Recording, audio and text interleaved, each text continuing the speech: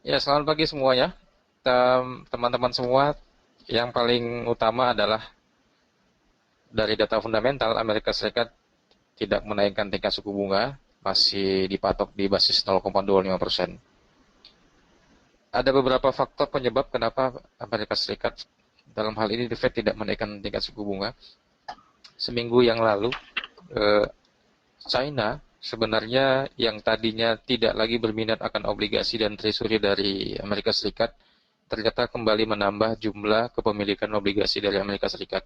Saya kira ada konsekuensi di mana bank sentral pada saat menaikkan tingkat suku bunga, dengan tanda kutip menaikkan tingkat suku bunga, memberikan daya tarik eh, nilai tukar dari mata uang tersebut. Tentunya ini akan memicu penguatan US dollar. Nah, dari sisi perbankan, dinaikkannya tingkat suku bunga ini adalah untuk memicu likuiditas dan persediaan modal dari perbankan itu tersendiri. Nah, apa yang dilakukan oleh China dengan penambahan treasury ini juga sebenarnya sudah memberikan solusi tambahan kepada Amerika Serikat untuk tidak menaikkan tingkat suku bunga seperti yang direncanakan. Sehingga saya secara pribadi menyimpulkan tidak meningkatnya tingkat suku bunga the Fed ini, salah satu penyebab utamanya adalah negara China menambah kembali kepemilikan obligasi Amerika Serikat. Kemudian dari Uni Eropa, likuiditas yang ditambah dari target LTRO sesuai dengan data yang dirilis 73,8 billion euro ini memacu daya tarik dan optimisme publik sehingga sentimen terhadap euro kembali positif, ini yang meningkatkan kinerja euro kembali meningkat.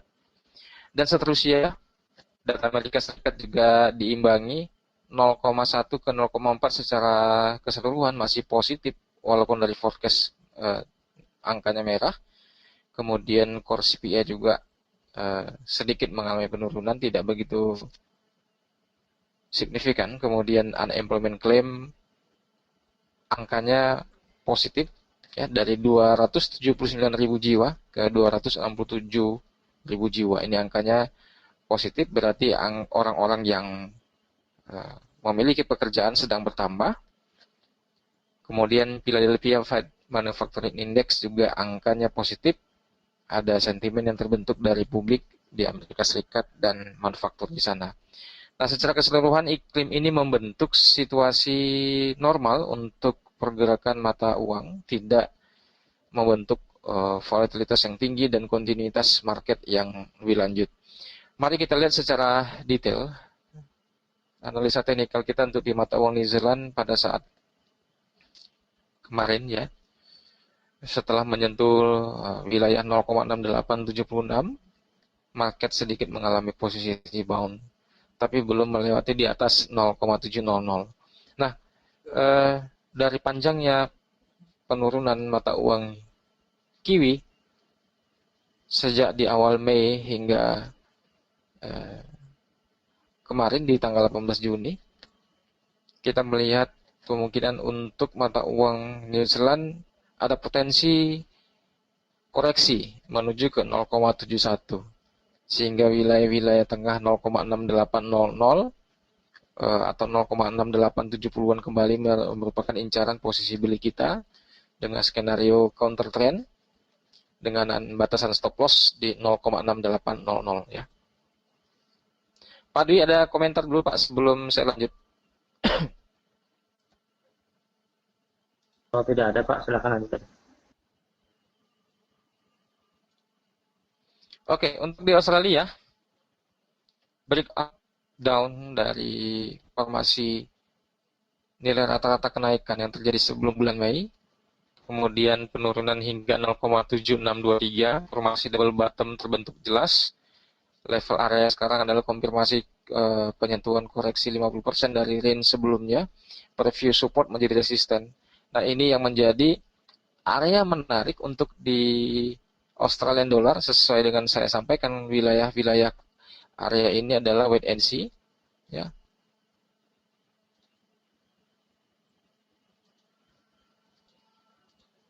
Posisi di sini adalah wait and see dan sekarang market mengalami spike harga sampai di 0,78. Nah, teman-teman semua, dari skenario ini penyentuhan level upper upper band dari Bollinger Band ini adalah merupakan posisi terbaik untuk penempatan sell Aussie dengan batasan stop loss di 0,7897. Sehingga rekomendasi Australian dollar terbaik untuk di hari ini posisinya adalah short sell. Next, untuk di USD Japanese Yen 122.49 atau di 122.50 belum tersentuh, tapi formasi wave dan formasi flat juga boleh kita katakan seperti ini, membentuk pola double bottom di 123.12, berusaha mencoba menembus wilayah lower band 122.50. Apakah ini terbentuk nanti di akhir pekan? Saya kira jikalau sesi Eropa market membentuk formasi reversal di atas 123.00 ya, di atas 12300 di sini candlesticknya mengalami reversal, saya kira ini akan melanjutkan continuous dan volatilitas mata uang yen hingga kembali ke angka 125. Selanjutnya di pound sterling setelah breakout menyentuh upper band, kemudian 1.58 ini dia sentuh kembali dan membentuk candle yang sangat misterius, apakah lanjut ke atas atau ke bawah. Nah, dari situasi volatilitas yang cukup tinggi ini sangat lebar sekali pergerakan pound sterling, sehingga skema dari targeted LTRO yang membantu naiknya Uni Eropa dari nilai tukar euro, saya kira ini memberikan efek positif terhadap GBP, sehingga untuk sementara dari efek stimulus dari ECB, teman-teman semua untuk sementara wait and see terhadap GBP dikarenakan volatilitas yang cukup lebar dan cukup besar, sehingga skenario entry market sesuai dengan pergerakan harga langsung ya, di time frame kecil mungkin bisa dilihat, boleh diikuti. Namun swing harga ini bisa saja terjadi bolak-balik ke atas dan ke bawah. Untuk oleh secara pribadi saya merekomendasikan ini wait and see di pound sterling. Kemudian di emas, skenario kekhawatiran Yunani, kemudian lain-lain sebagainya. Secara keyakinan memang kita sudah memiliki tingkat kepercayaan untuk di emas kembali ke angka 1.200, dan itu sudah terbukti untuk sampai hari ini dari wilayah area 1.186, 1.180 emas mencetak rekor ke 1.200. Ini adalah performa yang cukup menarik untuk di emas, sehingga di kuartal ketiga 2015 ini, sekali lagi saya memberikan range volatilitas yang cukup lebar di sini. Angka terbaik untuk posisi beli adalah di 1.180 ya. Walaupun harga sekarang sudah menyentuh di 1.200 ya. Alangkah baiknya ya, di sini ada resisten 12.15. Jadi sekiranya teman-teman ingin melakukan posisi sell, tolong hati-hati untuk skenario di 1.215. Tapi jika harga kembali di 1.180, ini adalah area terbaik untuk kita menempatkan kembali posisi beli. Kemudian untuk di minyak, sebelum di minyak di Kanada ya, penurunan dolar dan penguatan Kanada sudah kita bahas di minggu sebelumnya. Masih ada uji level wilayah area 1.2095 atau 1.2100 untuk di USD Kanada. Ini adalah konfirmasi batas akhir penguatan mata uang Kanada setelah diumumkannya kebijakan LTRO dan kebijakan suku bunga The Fed. Nah, ini adalah uji level untuk di Kanada 1.2100 atau 1.02095 atau tepatnya di tahanan MA 100 di time frame daily. MA 50 time frame daily. Nah, apakah nanti di akhir pekan dan di awal pekan minggu depan di hari Senin, Kanada dan dolar ini dibuka candle harganya di hari Senin di bawah 1.2095. Jika demikian maka akan ada kemungkinan ke bottom 1.200. Namun jika sampai di hari ini closing price tidak di bawah 1.2095, maka kemungkinan market lebih cenderung akan rebound dan kembali ke 126 dikarenakan situasi tidak banyak berubah, The Fed tidak menaikkan tingkat suku bunga, dan iklim investasi dan bisnis kembali normal. Pak Dwi, sebelum kita simpulkan, ada beberapa tambahan materi setelah slide minyak ini, tapi barangkali Pak Dwi ada diskusi dan tambahan tanda tanya, ada pertanyaan barangkali. Untuk di minyak tidak banyak perubahan, masih market sideways di level 61,34 dan 58,71. Tidak ada tambahan materi Pak, silakan dilanjutkan. Oke.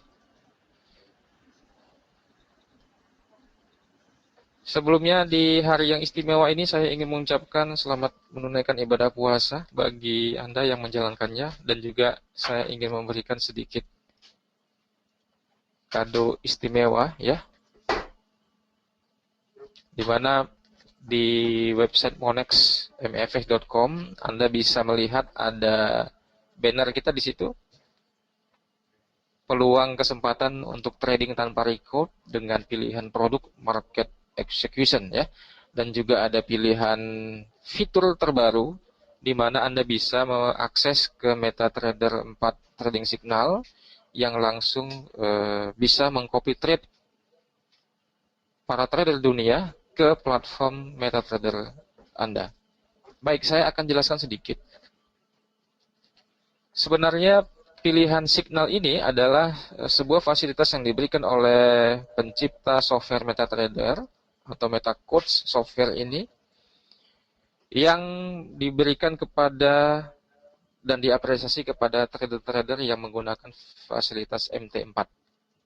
Nah, di mana MT4 memberikan koneksi dan sosial media secara spesifik dan istimewa kepada para trader di satu forum blog dan sosial media di MetaQuote, sehingga Anda memungkinkan berkoneksi dan terhubung dengan para trader lainnya di dunia di belahan manapun ya. Ini adalah sebuah keistimewaan Monex yang telah memberikan fasilitas dan fitur tambahan membuka pilihan untuk MetaTrader Signal Service.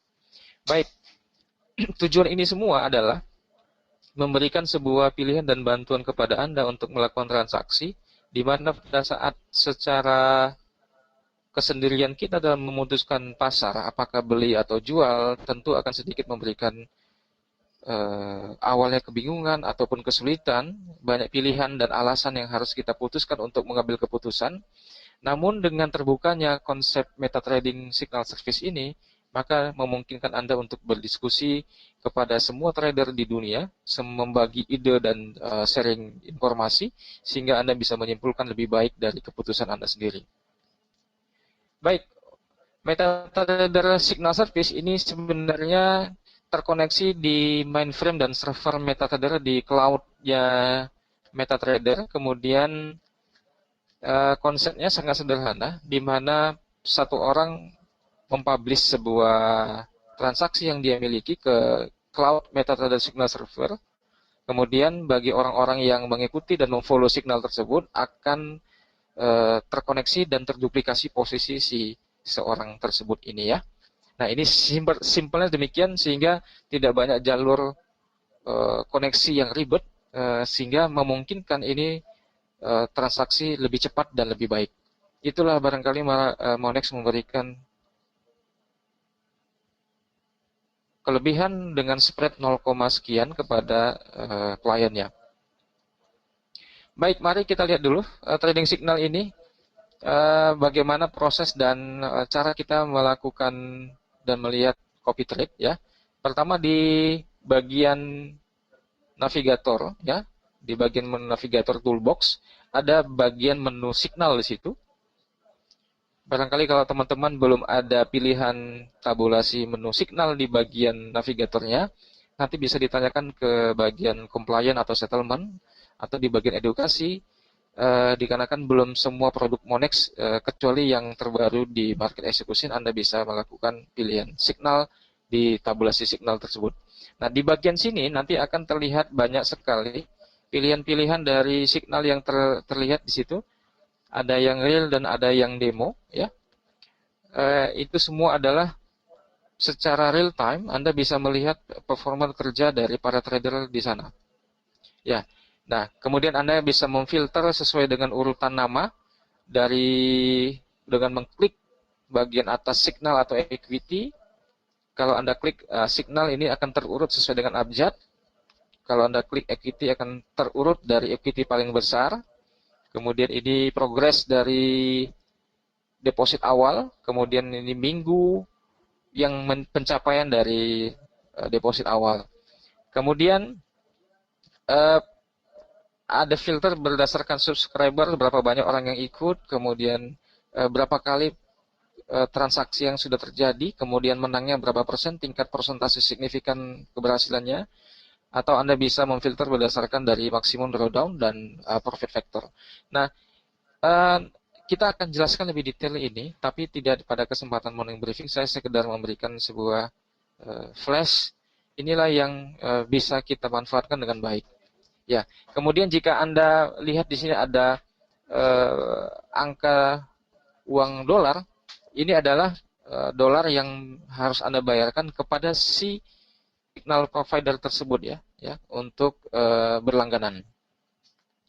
Baik, mari kita lihat dulu detail dari statistik dari trading signal. Contoh di sini.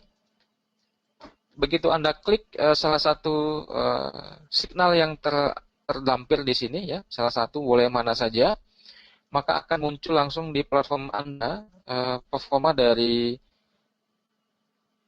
signal tersebut ya, dari growth-nya, kemudian equity, balance, kemudian risk, dan seterusnya. Nah, Anda bisa melihat secara detail dan terperinci apa yang dilakukan para trader di sana, kemudian jika Anda suka, Anda bisa mengikuti dan memfollow signal tersebut. Baik, bagaimana cara Anda melakukan subskripsi atau berlangganan signal yang dirilis di MetaTrader? Ini tidak terkait dengan Monex ya. Jadi Monex sekarang membuka pintu kepada Anda untuk Anda bisa mengakses ke signal yang dipublish oleh trader-trader dunia di sana. Sehingga Anda bisa secara otomatis menduplikasi signal tersebut ke platform MetaTrader Anda. Baik, contohnya begini. Di platform Anda, pada tabulasi signal, kemudian Anda klik di bagian signal tersebut di angka uangnya ya, atau yang di free-nya boleh juga diklik. Kemudian akan muncul tampilan MQL5 Community. Di sini akan tertulis nama signalnya apa. Contoh di sini adalah sistem 600N9 dan di sini ditulis ini real account ya, jadi bukan demo ya. Kemudian siapa penciptanya, siapa yang buatnya, kemudian bagaimana si author ini melakukan deposit, kemudian progresnya dari total deposit awal sehingga persentasenya terlihat di situ, kemudian harga yang harus Anda bayar berlangganan, kemudian langganan itu berlaku 1 bulan dari mulai aktivasi pertama kali Anda melakukannya. Nah, pada saat Anda agree, kemudian Anda wajib mengisikan MQL5 password, dan ini sebelumnya Anda harus terdaftar dahulu menjadi member di MQL5 Community ya. Member ini gratis dan tidak dipungut bayaran. Kemudian pada saat sesudah Anda mengokekan di MQL5 Community dialog box pertama kali ini, maka akan muncul pilihan penentu konfirmasi kedua, signalnya. Di sini Anda bisa melihat ada beberapa komitmen-komitmen yang harus Anda sepakati. Pertama, setuju dengan ketentuan dari signal service MetaTrader, kemudian enable real-time signal subscription, yang artinya data feed yang dirilis oleh si provider akan terlihat di platform Anda. Kemudian Anda bisa mengcopy stop loss dan take profit level dari si trader tersebut. Kemudian ini ada pilihan auto sinkron tanpa Anda mengyes ataupun tidaknya. Nah, kemudian Anda bisa membatasi batasan dari equity Anda. Misalkan Anda deposit 100 juta, maka Anda bisa membatasi equity Anda sesuai dengan yang Anda inginkan. Katakanlah jika equity Anda di bawah 8.000 US dollar, maka signal ini secara otomatis tidak berlaku. Ini sangat memudahkan Anda. Dengan fleksibel Anda bisa menentukan berapa besaran batasan risiko yang Anda mau. Kemudian ini adalah 50% dari deposit adalah penghitungan secara otomatis lot yang akan diambil, jumlah lot yang akan diambil secara otomatis jika Anda melakukan 50% dari deposit dan 95% maksimum. Ini secara otomatis di platform Anda akan penyesuaian lot yang diambil dari si penyedia signal dan kepada jumlah kontrak di platform Anda. Dan seterusnya, jika Anda setujui oke, maka di sini akan muncul signal berhasil dan akan ada kode di sini sistem 6009 tersubmit signalnya, terkoneksi. Contoh, akun si John Smith ini terkoneksi dengan si signalnya sistem 60069 N9 ini. Nah, ini jika si sistem 600N9 ini melakukan transaksi di sana, maka di platform si John Smith dengan akun 1802893 ini akan juga secara otomatis tereksekusi. Baik, inilah saatnya para trader-trader dunia membantu Anda dalam melakukan transaksi dan meningkatkan portofolio investasi Anda di MetaTrader. Untuk bagi trader yang serius, bagaimana menggunakan MetaTrader Trading Signal ini, Anda bisa mengikuti kelasnya secara eksklusif di Monex Seminar di cabang terdekat Anda. Demikian morning briefing pagi di hari Medan Pak Adi, kado saya di pagi hari ini kepada Anda semua. Selamat pagi. Oke, terima kasih Pak Fauzi. Ternyata kita mempunyai tools yang sangat membantu para investor yang menginginkan pemilihan trading sinyal yang telah difasilitasi oleh Monex Invest in the Futures pada jenis account market execution. Kemudian juga perlu kita tahu bahwa ini adalah pihak ketiga, sehingga seluruh resiko dan akibatnya dapat diterima oleh para pengikut dari sinyal atau follower, dan hal itu harus disadari sebelumnya. Untuk morning briefing kali ini saya rasa cukup sekian. Mudah-mudahan seluruh informasi dapat membantu Anda, kemudian juga dapat menyampaikan informasi ini kepada para calon nasabah maupun nasabah dari PT Monex Invest in the Futures. Untuk lebih lanjut dapat menghubungi dari bagian edukasi setempat. Terima kasih morning briefing kali ini. Selamat pagi dan selamat beraktivitas.